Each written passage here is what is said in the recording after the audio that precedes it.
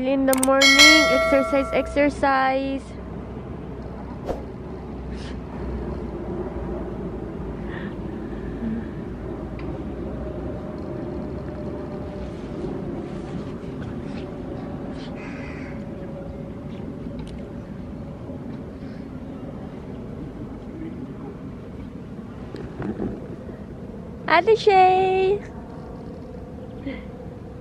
Ate Shay, the pants suits on you. Yeah, did you also buy the t-shirt? No, I bought this one in the Netherlands already. Huh. Moy.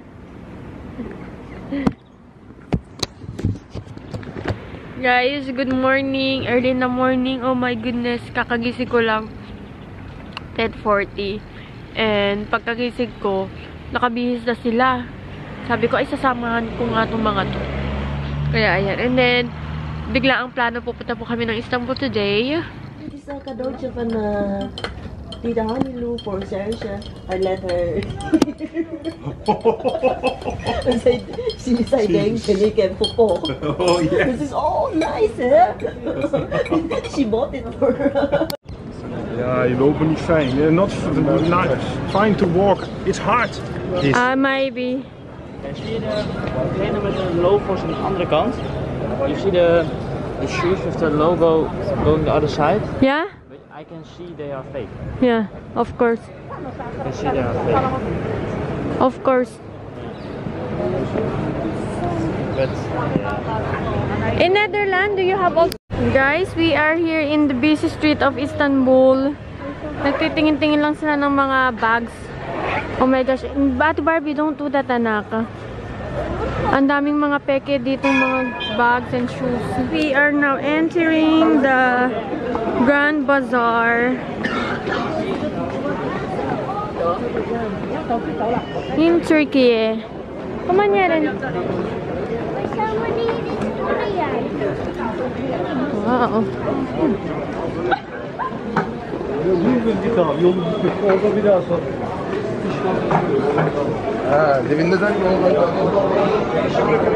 Ay, shucks.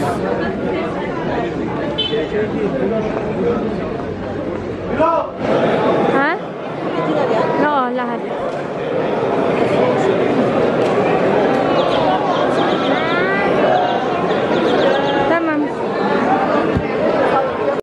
Guys, napakalaki nito. Ang daming mga tinda-tinda, oh. Ang daming... Bakit, ma? College Hersey. Guys, diyan kami galing sa Grand Bazaar. Ang daming tao. Now, nandito sila ate. Tumitingin-tingin lang. Yeah, this is the chain. This is the chain.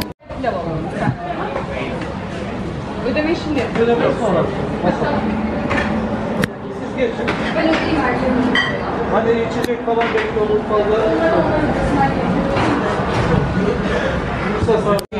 Safe. Valt dan eens 15 euro. Daar heb je ook voor gedronken, hè? Ja.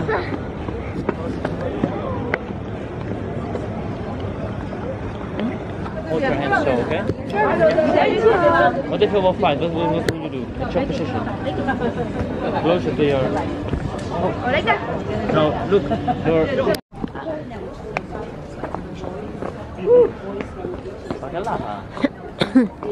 Pick up the woman and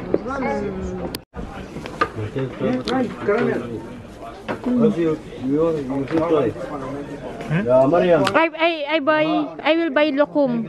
Ay, lokum, what is that? Lokma. Ah, lokum. She decides. Yeah, no. You choose what you want, Ate Shay. Okay, I like that one and that one, but what is the... I will give it a test, sure.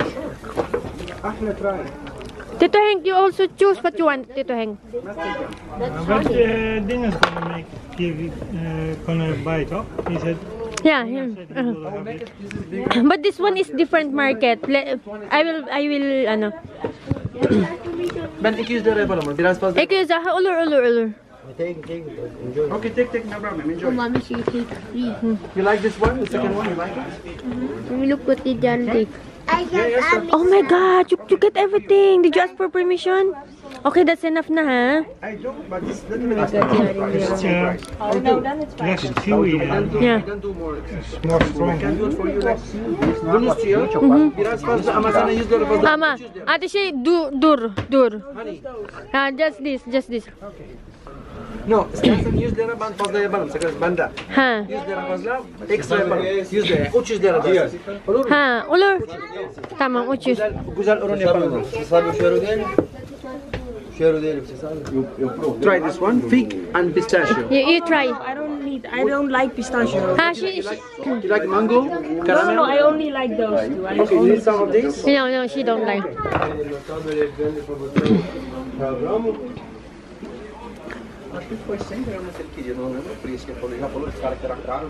You like this, right? grab it for tea. Bye-bye. Bye-bye. Tashikar Dream. Salamat.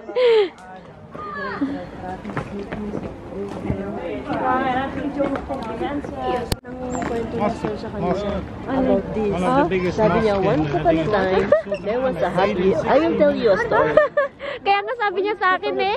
There was a happy family. Ay, sorry. Sabi ko mamaya, tita kami do photo you. Pero tinapos niya isang Isang album. album. Sabi niya, okay, this is episode 1, part 1. We will continue next time, the story. And we will see who kills the king. Was it Princess Nesta, Barbie, the Queen Barbie, Princess Barbie, Prince blah blah blah, or the oldest son, King Shek? Oh, ayun. Agoy. This is Egyptian signs. Ha, Egyptian signs pala to mo. Oo. Sabi ni Tito Henk. Guys, close na pala tong Blue Mosque. Mommy, what is this for? I don't know, anak. There's a reading here, or you can read there.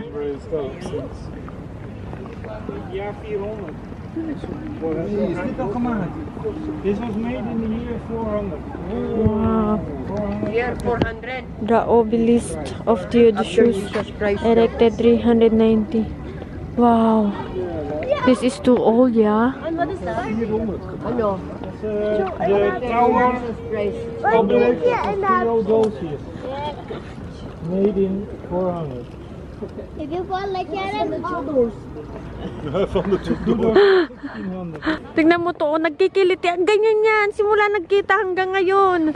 Kilitian ng kilitian habang naglalakad. Daddy. Oh. Andun si Nesta, lumalayo na si Nesta dun, oh. Paano kilitian? Oh, ito, magtatago pa. Oh, tatakbo na si Nesta. Oh, sige. Tatakbo pa. Ito namang isa. Oh, sige. Pwede ka dyan. Lalin ilang.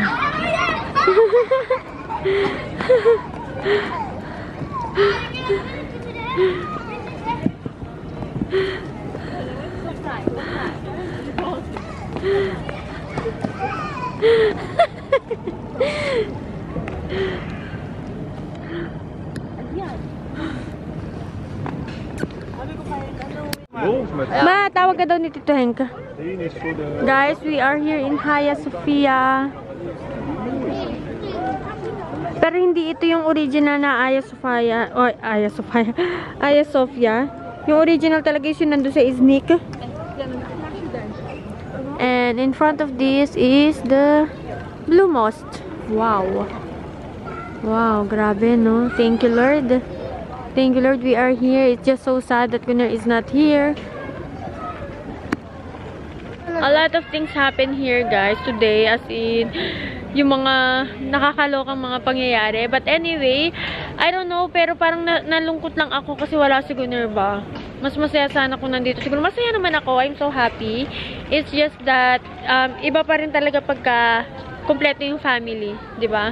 But anyway, a little tour muna tayo since di na kami makapasok kasi 5 minutes ago since we arrived here, naging close na siya.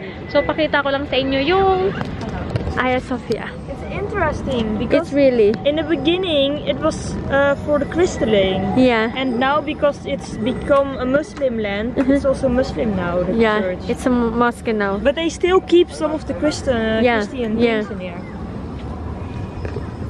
So, eto na siya, guys. Tito Hank, but do you know that this is not the original Hagia Sophia? Yeah. No? The original one was near in Gemlik. Naalala mo yung pinuntahan namin? Pinuntahan natin in Iznik. That is the original Hagia Sophia. Yes, ma. But why do they call this one Hagia Sophia then? Yeah. Ano ma? Okay ka na? Yeah, it's so huge. Really.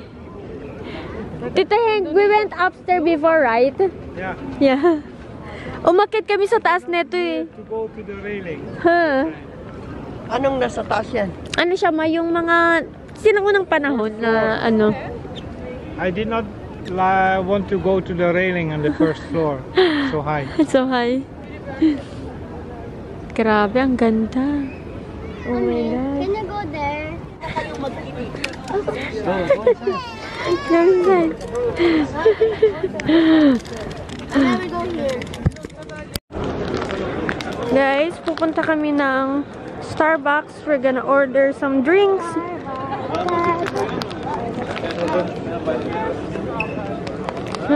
I was ready for like, oh, where's the Starbucks? They're right there in front of my eyes. Yeah, it's in front of your eyes, Shay. Careful, careful.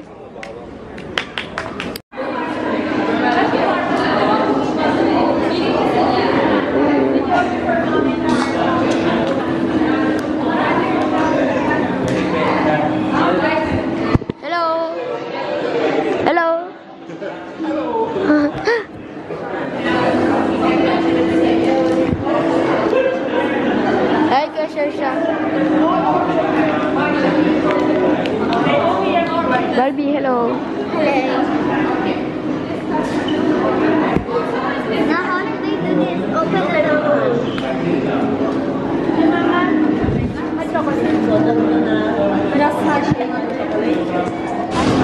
Guys, expected ko dito is expensive yung Starbucks nila, pero hindi. So, Thank you to Danny for everything. Thank you so much. I forget to order for myself.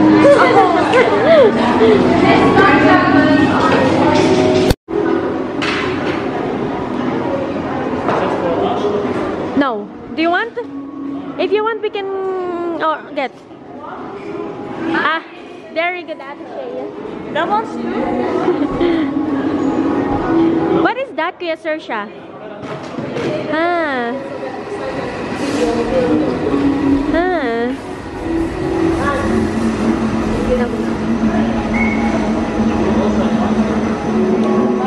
I will look for the...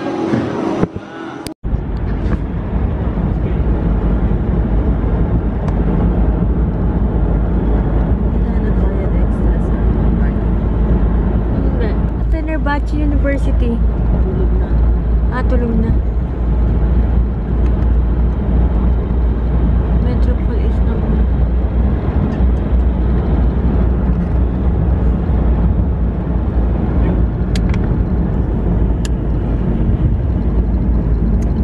Ganahan na gyud si Kun ba? Everybody inside? Yes. Ganahan na gyud tulog kay Migay. Kanin. At man siya. Everybody inside. Yes.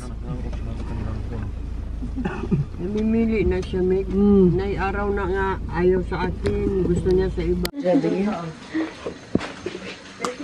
Hemen mi yaptılar onları? Anne. Onları giyiyorsunuz mu orada? Aha, hepsi yani. Ama çok güzel. Aynen orada diye bak yani. Bakayım nasıl? Pantolon aldım ona. Ah, güzel anne. Ya güzel. Sıcacık. Üstüne pantolonu giyecek şimdi kış günü. Ha? Yerlerini de alacaktım da yok. Charger. Nagpa-picture kami sa Istanbul. Eto na yun siya. Sobrang mahal ng binayad ni Tito dito. Hindi namin expected. Ay, per picture niya is 6 euro. 6 yata or 5 euro. But, sobrang sulit naman. And, guess what guys? A little backstory lang. May gusto akong i-share sa inyo habang pinapakita ko sa inyo yung mga picture. Look at Yaren. So cute. And, eto rin si Kuya Saoirse. Tapos, ano to? 2 album to. Isa, para maiiwan kay mama. And then, the other one is para sa Europe kanila ate. And also, I have copies of all the photos that we took. Sinend sa email ni Kuya Saoirse, sinend niya rin sa akin. So, this is Ate Barbie and this is Oma. And then, alam niyo ba guys, ang cute ni Yaren, si Nesta. May isi-share lang pala ako sa inyo, nung pumunta kami ng Istanbul, I've been there so many times, pero hindi ako nagtatanong. Kasi ako guys, ang ugali ko talaga, once na magtanong ako, ibig sabihin nun, bibilhin ko talaga siya. Pero pag hindi ako nagtanong, hindi talaga ako bibili. So, eto na nga ang nangyari. Nung first na shop na pinagtanungan namin, wala pa kami sa loob ng Grand Bazaar. Si Ate Shay kasi, meron siyang gustong bag na bilhin. Tapos, edi, tinanong ng ate ko, how much is this? Kasi most of the shop there, nag-i-English. Which is good. Tapos, ang sabi nung lalaki, for the bag na fake bag is 800 tele. Tapos sabi ni ate, okay, sige, thank you. Alam niyo po ang sagot ng lalaki, go in front of my shop. Tapos ako, parang inisip ko nun na baka nagjo-joke lang siya. So, pinaliwala ko lang siya. Tapos, nung pumunta na kami ng Grand Bazaar, yung ate ko kasi, bibili siya ng gold. Tapos, syempre, dikit-dikit yung mga shop nila doon, diba? Tapos, yung shop ng gold, may katabi yun ng shop ng mga sapatos. Syempre, ang daming tao. Nakita nyo naman siguro dun sa video, sobrang daming tao. Kaya ang nangyari, nandun kami sa may, tapat ng shop ng mga sapatos. Sila ate nandun sa tapat ng mga gold kasi hindi kami magkakasya doon kasi maliit lang yung space. Sinigawan ba naman kami ng nagbabantay dun sa shop ng sapatos. Ang sabi niya, umalis kayo dito. Mainitin ang ulo ng amo ko. Nagulat kami. Ako actually, to be honest, nagulat ako kasi ang lakas ang boses niya eh. Hindi yung parang, pwede po ba wag kayong magstay dito sa harapan? Kasi yung amo ko, magagalitin. Hindi ganun guys. Talagang sigaw talaga siya. Di nagulat ako. Nagulat kami. Tapos umalis na kami. Sa market na pinuntahan namin, bag naman. Ang mahal ng bag. Kahit peke, napakamahal ng bag. Grabe. Tapos lumabas na ako. Tapos si ate na lang pati siya yung naiwan dun sa loob ng market. Tapos paglabas nila, alam nyo bang sinabi sa kanila? Sabi ba naman na, umalis kayo dito, pumunta na lang kayo ng McDonald's. Ang rude talaga. Tapos, eto pa, pumunta kami ng another market. Etong market na to, guys, mga jacket, mga hood. Tapos, sila ate lang yun nandun sa loob. Kami nasa labas. Tapos, ako nagbi-video ako. Actually, na-videohan ko yun. Yung pinakita ko yung gate ng Grand Bazaar, may nakalagay na Kapali Charsi. Binibidyohan ko yun. Tapos, sa harapan ko, merong lalaki, nagbabantay siya dun sa shop. Isa rin siya dun sa nagbabantay dun sa shop. Ang sabi niya na, taga-san kayo? Tapos ako, hindi ko sinagot, guys. Hindi ko siya sinagot. Galit na galit siya. Pinagmumura niya ako in Turkey. Sabi niya, PI tong mga to. Pupunta-punta dito sa Turkey para lang mag-video. Hindi naman bibili. Sabi niyang ganun. Tapos sabi ko sa kanya, anong sabi mo? Nag-Turkish na ako. Akala niya siguro hindi ako nakakaintindi ng Turkey. Sabi ko, nag-Turkish ako. Sabi ko sa kanya, anong sabi mo? Tapos sabi niya, wala kang pakialam. PI, sabi niyang ganun. Sabi, ina, ganun siya. So, pinuntahan ko yung ate ko, sabi ko, wag na kayong bumili dito, nag-Turkish ako, sabi nung lalaking nandun sa loob, bakit? Anong nangyari? Kasi nagulat kasi yung ate ko, bibili na eh. Tapos sabi nung nakasagutan ko, wag mo nang, hayaan mo na yan sila. Gumanon na. Ang rude talaga nila. Tapos last na shop na pupuntahan namin yung mga hood again. Nabibili na kami. Meron dun 3 bata. Mga nasa age 15, 16, 17 ganun. Dumating yung tatay nila. Yung tatay nila sumisigaw. Ano ba yan? Ang tagal naman. Bilisan nyo mamili. Ang sabi nung mga anak, wag ka namang sumigaw. Mawawalan tayo ng customer. Kasi nga, pabili na nga kami eh. Tapos yung last na pinuntahan talaga namin, bumili kami ng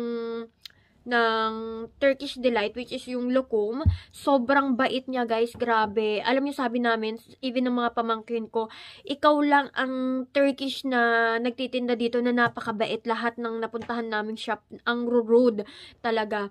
Sabi niya, oo nga, nga ganun-ganun siya. Sabi niya, marami talagang mga, dito, mga rude na turkey. Sabi niya ganun. Tapos, eto pa, kumain kami dun sa kinainan namin. Ano lang siya, kumbaga parang karinderya siya, pero pinasosyal na karinderya. Nangyari, wala kasi ako. Pumunta ako ng McDonald's kasi nga si Ate Barbie, si Nessa, gusto ng McDonald's. Tapos, pagkabalik ko, nagulat ako, si ate, nagsasalita, pinagsasabihan niya yung manager. Yung pala, etong manager, kumakain pa yung si Rene, kinuha niya na yung plato, tapos yung gamit na nakalagay dun sa upuan, yung mga nakalagay ng mga McDo nandun sa upuan ko, pinagkukuha niya. Tapos sabi ni ate, bakit mo kinukuha? Kumakain pa yung tao. Ang sabi ng manager, kasi this is a clean place. Dapat man lang nagpaalam ka, tapos na po ba kayo kumain? Hindi yung kukunin mo kagad yung plato, nakita mo ngumunguya pa yung tao. Tapos kinuha niya rin yung bag ba ng McDonald's, kinuha niya dun sa upuan ko. Ang sabi ng ate ko, paano mo nalaman na basurahan na yan? What if kung merong nakalagay dyan na importante? Ano yan private things yan dapat hindi mo kinuha. Which is totoo naman talaga. Tapos sabi ni ate, mag-relax ka lang, sabi niya. Ikaw ang mag-relax. Eto clean place to, ganyan. Parang, kumbaga, parang gusto niya, ibig niya bang pagsabihin na, social to na restaurant, hindi kayo pwedeng ganyan-ganyan, yung mga ganun ba? Tapos, kaya kinausap ko na yung lalaki, sabi ko, sir, hindi pa po tapos kumain yung tao. Guys, this is the first time na ang rude talaga ng mga tao, grabe. Kinento ko siya kay Gunner, si Gunner galit na galit, sabi niya, yung nagmura daw sa akin, dapat daw pinapulis ko yun, dahil maleleksyonan daw yun ako naman, hindi na rin ako umano, kasi natakot na din ako, kasi yung tao mukhang ready ng malaksak Kumbaga mukhang ready ng manaksa, kaya naiinis sila pagka hindi ka bibili. Di ba dapat nga normal lang yung magtatanong ka muna bago ka bumili? Parang ang ibig sabihin nila na pag nagtanong ka, kailangan bumili ka. So parang ang rude talaga nila, guys. Hindi ko naman nila lahat. Like what I said, meron naman kami nakitang isang taong napakabuti doon. Pero grabe, first time ko yun, worst experience ko dito sa Turkey